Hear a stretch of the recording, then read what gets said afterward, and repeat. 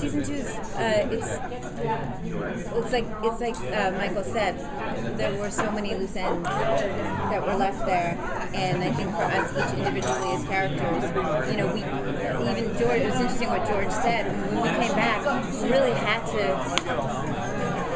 try and get back to that ending where we were being involved so much, and to kind of try and reconnect to these characters. But this year I really feel like there's a real, the relationships are sort of bleeding out, and there have been a lot of scenes that I've gotten to where I thought, well, I never thought I'd be in a room with that character. So it does make sense that now I'm talking to that character, and then how those things are going to have consequences. So we're all getting to interact in ways that we didn't get to as much in season 1.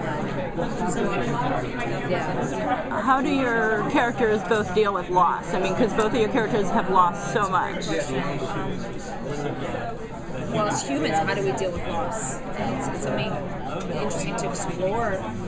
I think that the loss of children and losing a child, both in Lagertha and Ziggy, definitely bonded us together, and which is so refreshing and to see. And just mentioned that in the other interview, the fact that it's nice that Michael, there's so much.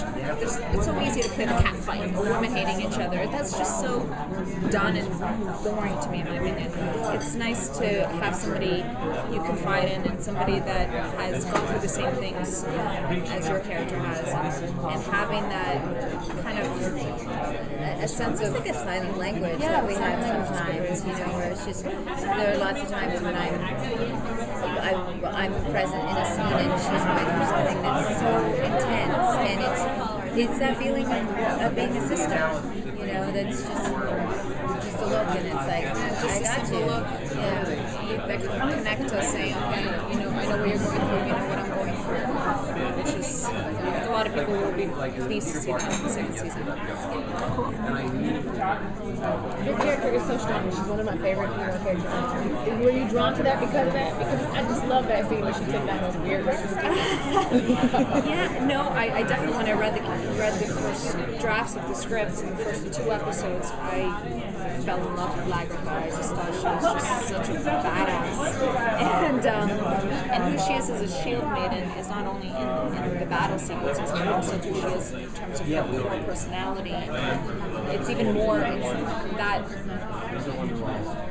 That personality is even more explored in the second season, and so you will see her in different struggles personally, and also I guess in different physical sequences. But that is even more of a struggle, and what she has to deal with next, the fact that Ragnar cheated on her, and her relationship with Björn, and the fact there's a 4-year gap, and where does that leave Lagertha in terms of herself and in terms of her identity? She was so connected to Ragnar for so many years that she was his wife, and as a woman looking at it, how do you rebuild your life? Where is that? Where do you go from here? And I'm having a lot of fun, and it's a bit of a struggle personally trying to discover that, but it's a gift. Mike Gord is such an amazing writer, and I feel blessed every day to be able to try something new, put on a new hat. The physicality of the character, do you have to do a lot of choreography with Vikings? Yeah, definitely. We did a lot of fight sequences in the beginning. I had to learn a new way of fighting because I grew up in training martial arts and having third-degree black belt in Taekwondo, second-degree in karate, and so my style of fighting was all kicking and punching, whereas as a shield maiden, you would have to use your shielded sword as your weapons. So that was definitely new, and it's more of a raw style. It's not so choreographed, but it's like, what do you do to get out of the situation? How do you pretty much get your fatal blow and get out of there? And that's real, and that's what we try to bring to the table in definitely season 2. There's a lot of really heavy moments. Do you guys are able to keep it light in between scenes? It's an amazing cast, as you probably experienced, and that's reflective of the entire company. The crew is exceptional, like delightful, and it's a really great work environment. One of the nicest I've ever worked in. And there's definitely levity, but to be honest, if you're doing a really intense scene, it's a very respectful set, and we have really invested directors, and really invested, just prop masters and production design and wardrobe, and we'll talk to Joan, we'll be doing a scene, and she'll say, well, I was thinking this is such a vulnerable scene, so I was thinking this dress, and then you go into hair, and the woman who does our hair, Katheryn argue, we'll have who knows what scene we're doing, and we'll talk about, what do you think, and I was thinking up, or you thinking down, and so by the time you get to set, you feel so supported, and you feel, and it's really important as an actor if you're going to take those emotional risks, and so it's a delightful working environment, because as you say, it's really fun. The guys are hilarious. We laugh so hard, sometimes we just can't believe it's a job,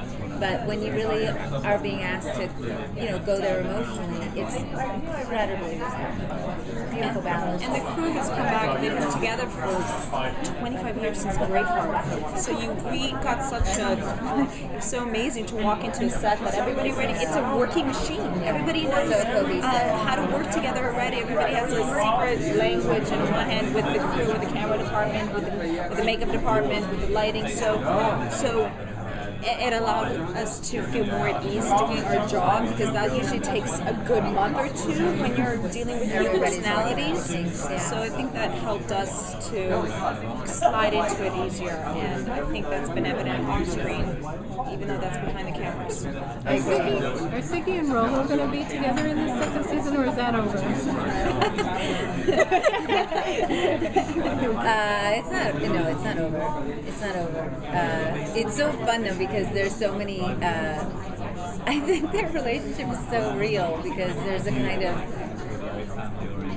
reluctant connection. Really are two lost, completely discarded souls who have found each other and see opportunity in each other, and also see comfort in each other. And there's something really bittersweet about it. And I like it, because I think that it really works in contrast to Ragnar and Lagertha, where there's such a purity to their love. It's a young love that's evolved, and our love is really a kind of a settling in a way, which I think is interesting. One minute left. Okay. Now, what is some of the most surprising part of being in Vikings? Surprising? Wow. Playing Vikings or a role, for instance? Just in general, just being part of that whole show. I think that there's so many interesting layers that you don't really know what's happening next. You really don't. We don't know what our characters, where we're going to be, or if we're going to be in the next episode, or if our head's going to get chopped off. You just don't know, and I think that allows us to kind of give it all for each time we do it, and I'm not even sure if Michael even knows in terms of if we go on for his third season, or where the characters will be, or anything like that.